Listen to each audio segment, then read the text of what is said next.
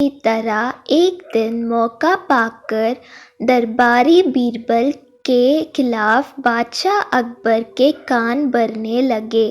वे कहने लगे, जहाँपनाह, बीरबल स्वयं को कुछ ज्यादा ही अक्लमंद समझता है। यदि वह इतना ही अक्लमंद है तो उसे कहिए कि वह बैल का दूध लेकर आए। दरबारियों की बातों में आकर अकबर ने बीरबल की अक्लमंदी की परीक्षा लेने की सोची। बीरबल उस समय दरबार में उपस्थित नहीं था। जब वह दरबार पहुंचा तो अकबर बोले, बीरबल, क्या तुम मानते हो कि दुनिया में कोई कार्य असंभव नहीं? जी हुजूर, बीरबल ने उत्तर दिया। तो ठीक है, हम तुम्हें एक काम दे रहे हैं। तुम्हें उसे 2 दिवस में के भीतर करना होगा। फरमाइए हुजूर, आपके हर हुक्म की तामीली मेरी कर्तव्य है। बीरबल सिर झुकाकर अदब से बोला, जाकर बैल का दूध लेकर आओ। अकबर ने आदेश दिया। आदेश सुनकर बीरबल बौखला रह गया। इधर दरबारी मन ही मन बड़े प्रसन्न हुए। वे जानते थे कि यह कार्य असंभव है, क्योंकि दूध गाय देती है, बैल नहीं। क्यों बीरबल, तुमने कोई जवाब नहीं दिया? अकबर बोले। बीरबल क्या कहता, वह बहस करने का समय नहीं था। हामी भरकर वह घर लौट आया। घर आकर उसने गहन सोच विचार किया।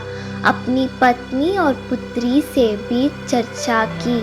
आखिरकार सबने मिलकर एक उपाय निकाल ही लिया। उस रात बीरबल की पुत्री अकबर के महल के पीछे स्थित कुएं पर गई और पीट कर कपड़े धोने लगी। अकबर के महल की खिड़की उस कुएं की ओर खुलती थी।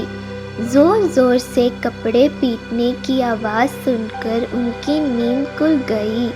खिड़की से झांकने पर उन्होंने एक लड़की कुएं पर कपड़े धोती हुई दिखाई पड़ी।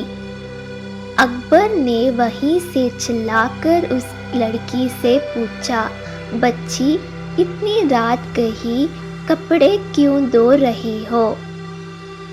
बीरबल की पुत्री बोली, हुजूर, मेरी माता घर पर नहीं है।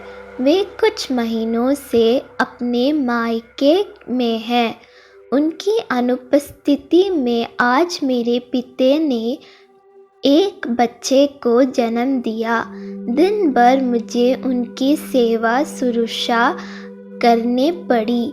कपड़े धोने का समय ही नहीं पाया, इसलिए रात में कपड़े धो रही हूँ। कैसी विचित्र बात कर रही हो बच्ची, आदमी बच्चे पैदा करते हैं क्या? अकबर कुछ नाराजगी में बोले। करते हैं हुजूर, जब बैल दूध दे सकता है तो आदमी भी बच्चे पैदा कर सकते हैं। बीरबल की पुत्री ने उत्तर दिया।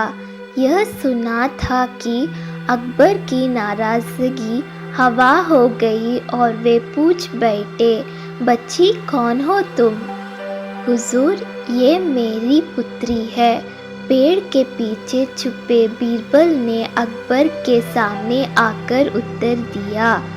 आओ, तो ये तुम्हारा स्वंग था? अकबर मुस्कुराते हुए बोले, गुस्ताखी माफ हुजूर, और कोई रास्ता भी नहीं था अपनी बात समझाने का। बीरबल अकबर की नींद में कल्लल डालने के लिए क्षमा मांगते हुए बोला। इधर अकबर भी बीरबल की अक्लमंदी का लोहा मान गए। अगले दिन रात का पूरा वितरण दरबारियों को सुनाते हुए उन्होंने बीरबल को उसकी अक्लमंदी के लिए सोने का हार इनाम में दिया। दरबारी हमेशा की तरह जल भुना कर रहे थे।